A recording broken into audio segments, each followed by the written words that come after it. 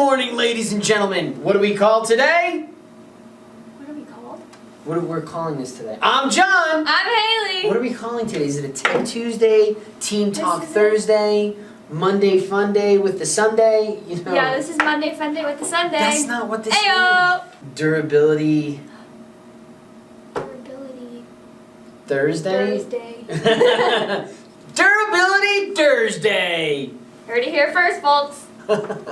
So anyway, we're talking about De-icing salts. and we went through this whole setup conflict resolution, but really it's just we just wanted to dive into it. Hailey got a little lazy and didn't finish it. Guess it doesn't even matter. Sorry, did I hit you? Sorry about that. Yeah, you're excellent. So go ahead, Hailey. Why don't you paint the picture for us? So, de-icing salt use is rapidly increasing. Oh my gosh. The De-icing Salt Institute had their first shortage, or recognized the first shortage, I think it was back in 2015, 2016. Wow. The use of de-icing salt, and I don't know if you're a member of the De-icing Salt Institute, link below. But yeah, the use of de-icing salt has increased, and even if you normalize out the amount of pavements that we've had, it's gotten higher. And when you talk to those DOTs, the excuses when we try to say, hey, you're using too much, you're oversaturating, you're using it even when you don't need it, literally, they say, well, when we have to weigh the safety of the people and the traffic, I get that, but I apologize. Yeah, that's oof. And to the general public, that might seem totally reasonable, but there has to be a better way, which is the impetus of this video. Right. Why recognize that there's an issue? There's literally a shortage of de-icing salts. That's the first problem. Second problem is it degrades concrete. And just to be fair, the shortage of salts is merely because of production and transporting it. There's enough salt to go around. Okay. We have more than enough salt mines, and we can get more than enough salt. But why? But I'm just saying that could be an argument that somebody can make, and that would be a fair argument. So why use more than you have to? Well, if you don't use all the stuff up, you're not going to be able to get the same volumes. And those salts, especially the brines, they don't last forever. So there is a reason to use it in a summer blend and get rid of it, but so you can get the same amount the next year and then do the same thing. But I think there are also reasons why we shouldn't use as much of it. I think there's always going to be a case to use salts, but if we don't have to use as much, we don't have to run into these issues, we'll all be better. So what are some of these issues, Hailey? Concrete degradation. Concrete degradation. There's that wonderful article by Jason Weiss that he did with the Indiana DOT. Can't remember it was published. I think it's like 18 pages, and it goes into what? Calcium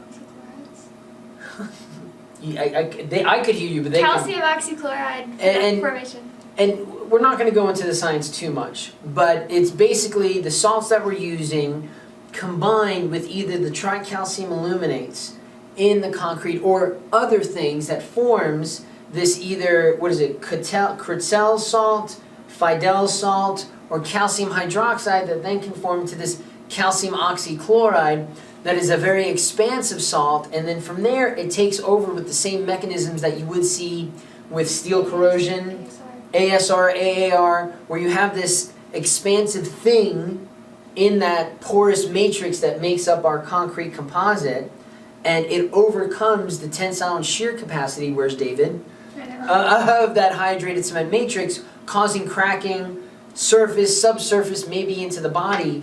But what does that lead to? Aggregate exposure. Well, yeah, it's softening of that surface. And then even more surface area. Well, deterioration of that surface because you still have traffic rolling over it. Yeah. And you have a softer surface, and that before we get to the aggregate, that cement paste, that's that first line of defense, for that concrete composite. And once we chew through that secured cap or that cap, we start getting into the ability for the aggregate to stay locked into the cement paste based off of the interfacial zone. And once we expose that aggregate, just like Hailey said, that's when the salts go around, we get the freezing and thawing, we get the oxychloride formation.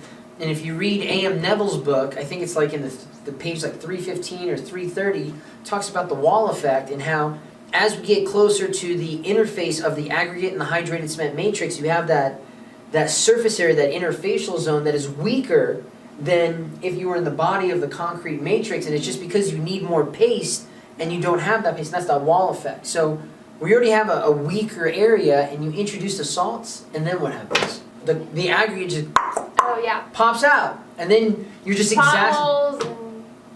tearing your surface. You see those ruts in the highway. It's really cool, actually. I mean, scientifically. So we know that the technology that we're using to destroy the ice and make driving safer destroys the concrete.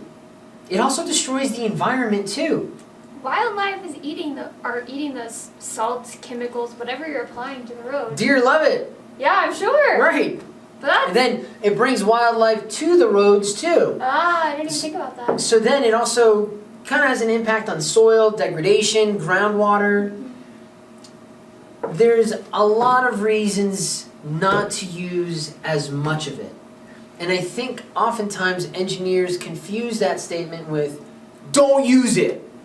Like, hey, I get it, we sound like hippies. You know, maybe one of us is more of a hippie than the other, but I mean, on a practical level, there's a value-added performance in using the technology for what it's worth and not throwing the technology away. What if we started using other methods to reduce ice as like an ASTM? We're not saying to stop using cement, we're saying let's add things to make the concrete better, last longer, be stronger, and it's better for the environment. What's a good idea then, Hailey? That's brilliant. This is why we hired her. She's absolutely brilliant. What's a good idea? What's a good idea? That's for the next video. Oh, dang it. To be continued.